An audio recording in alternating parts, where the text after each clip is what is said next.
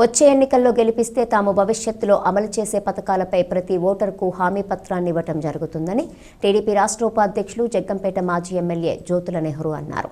నియోజకవర్గ కేంద్రమైన జగ్గంపేట శ్రీ రావులమ్మ తల్లి అమ్మవారి ఆలయం వద్ద పూజలు నిర్వహించి అమ్మవారికి హామీ పత్రాన్ని సమర్పించారు.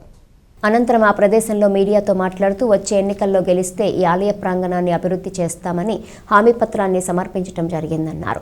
అలాగే నియోజకవర్గంలో 2.20 లక్షల ఓటర్లకు అభివృద్ధిపై హామీ ఇస్తూ ఈ పత్రాలను అందించడం జరుగుతుందన్నారు. ఒక కాపీ వారికి అందించి మరొకటి మా వద్ద ఉంచుకోవటం జరుగుతుందని, గెలిచిన తర్వాత వారికి ఇచ్చిన అభివృద్ధి హామీని నెరవేర్చుకుంటే అడిగే హక్కు ఉంటుందన్నారు.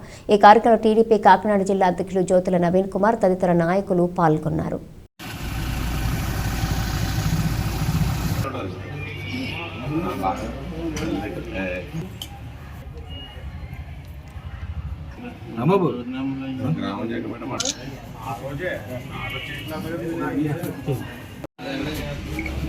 రావులమ్మ తల్లి సాక్షిగా రాబోయే రోజుల్లో శాసనసభ ఎన్నికల్లో విజయం సాధించి, అలాగే పార్లమెంట్ ఎన్నికల్లో కూడా విజయం సాధించి ఈ నియోజకవర్గానికి, ఈ పార్లమెంట్కి ఏం చేస్తామన్న దాని మీద ఒక గ్యారంటీ కార్డు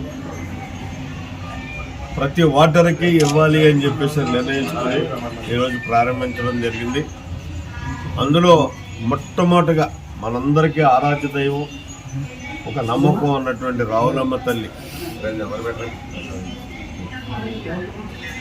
ప్రాంగణాల్లో ఈ కార్యక్రమాన్ని ప్రారంభించడమే కాకుండా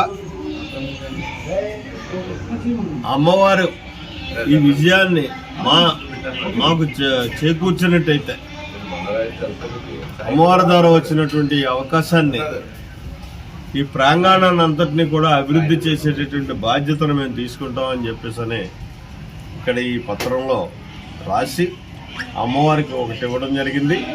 రెండోది మా దగ్గర పెట్టుకోవడం జరుగుతుంది. అంటే ఇది ప్రతి ఒక్క 2,20,000 మంది ఓటర్లకి కూడా ఈ కార్డులు తొందరలో పంపిణీ చేయడం జరుగుతుంది.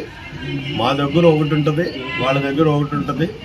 రేపు అన్న రోజుని వాళ్ళు నిలదీసి అడగడానికి కూడా అవకాశం ఉంటుంది. అయితే నిలదీసేటటువంటి అవకాశాన్ని మాత్రం ఎట్టి పరిస్థితుల్లో నేను ఇవ్వడం నా జీవితంలో జరగలేదు, జరగదు.